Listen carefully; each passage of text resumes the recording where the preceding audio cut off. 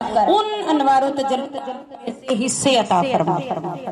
जब हिस्से अता फरमाए तो फिर आका करीम सल्लल्लाहु अलैहि वसल्लम ने फरमा दिया कि जो जिक्र की महफिल में जमीन में बैठकर जिक्र की मेरे जिक्र की महफिल में शिरकत करता है तो उसका जवाब अर्श उला से खुदा देता है।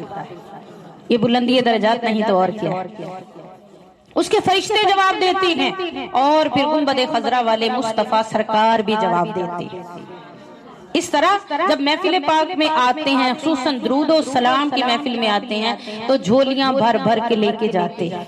वो अनवार व तजल्लियात मिलती हैं, वो बरकत मिलती हैं और वो दर्जात मिलते हैं कि जो किसी और जिक्र से इतने शॉर्टकट रास्ते से नहीं मिलते जितना अल्लाह तबारक तआला ने दुरूद और सलाम के जरिए हम पर फैजाने करम, इसलिए कि उसने फरमा दिया है कि रफ़अते जिक्र अता फरमाई है। और रफ़अते जिक्र का मतलब हुजूर का क्या है? फरमाया इज़ा ज़ुकिरतु ज़ुकिरत माइया। रफ़अते जिक्र का मानी भी सुन लेना, कुरान में पढ़ते वरफ़अना लका ज़िक्र, सोने तेरा जिक्र बुलंद कर दिया। कैसे मौला बुलंद कर दिया? फरमाया इज़ा ज़ुकिरतु ज़ुकिरत माइया। महबूब 1,24,000 नबी आए लेकिन किसी नबी को ये शान नहीं दी जो तुझे दी कि जहां मेरा जिक्र होगा वहां तेरा जिक्र साथ जरूर होगा। तेरा जिक्र साथ जरूर होगा। कोई कलिमा पढ़ेगा तो कलिमा उस वक्त तक मुकम्मल नहीं होगा जब तक कि मेरी तौहीद के साथ तेरी नात नहीं होगी।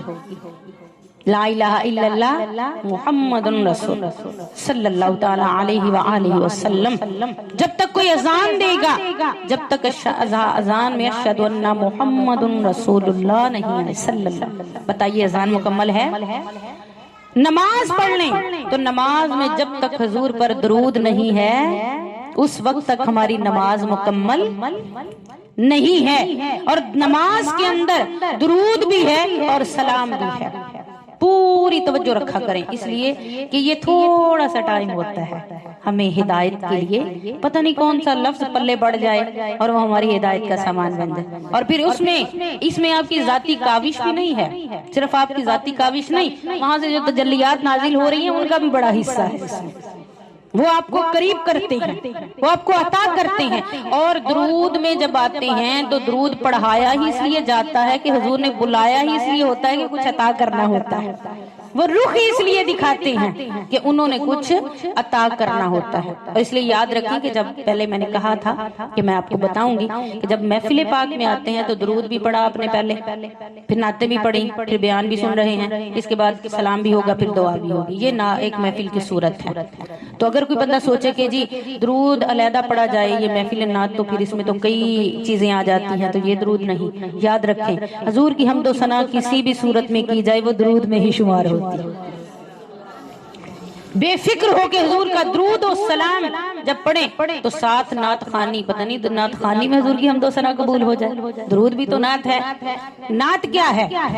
नात क्या है? हुजूर की शान बयान करना। और दुरूद के मानी है, याद रखें, हजरत वो एक आलिम दीन, बहुत बड़े आलिम दीन गुजरे हैं, मंजूर मक्की, शाह मंजूर मक्की। वो फरमा इब्नुल मंजूर अरबी उनका नाम था।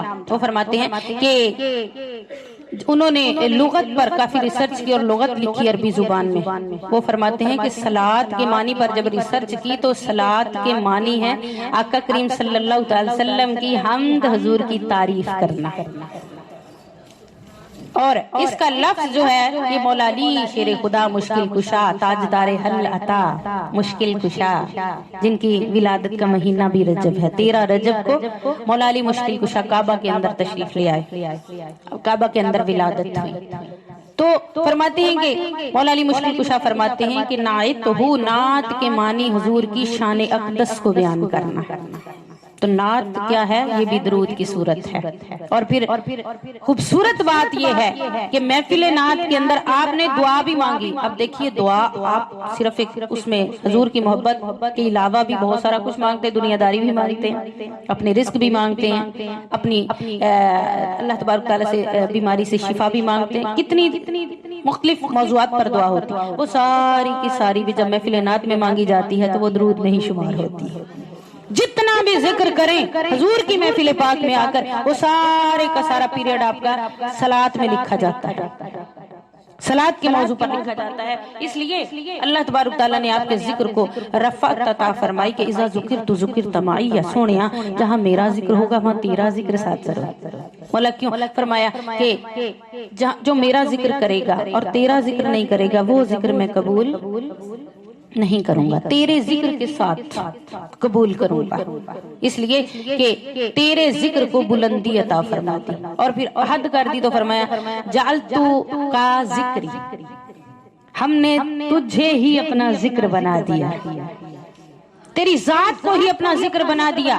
جو محمد محمد کہتا رہے گا صلی اللہ علیہ وسلم تو اس کو خدا بھی مل جائے گا، مصطفیٰ بھی مل جائے گا۔ اور یہ قرآن جب تک نہیں پڑھتے نا تو اگنورنس رہتی ہے، جہالت رہتی ہے، سمجھ نہیں آتی، اور سب سے بڑھ کر قرآن اس کو سمجھ میں آتا ہے جس کے سینے میں علی ہوتا ہے۔ قرآن علی کے بغیر سمجھ میں نہیں آتا، علی کی محبت سینے میں بس جائے تو خدا کی قسم علم نور کی کرنیں بن کر آپ کے دل پر اترتا ہے، عرفان ملتا ہے۔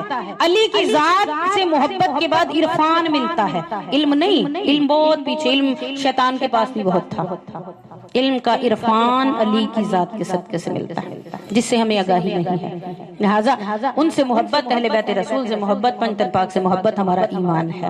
جب تک ان کا ذکر کرتے چلے جائیں گے خدا کی قسم آپ کے دل انوار و تجلیات سے بھرتے چلے جائیں گے۔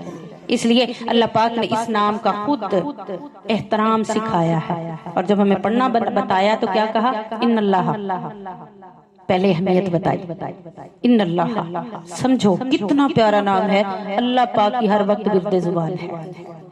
پھر فرشتے پڑھتے ہیں، پھر ہمیں مومنین کو پڑھنے کا حکم دیا، آیت یہی بتاتی ہے۔ اسی لیے اللہ پاک نے خود اس نام کا خیال رکھا۔ عاشق نے یوں کہا کہ نامی نبی در رکھیا اللہ نے خود خیالی، نام نبی در رکھیا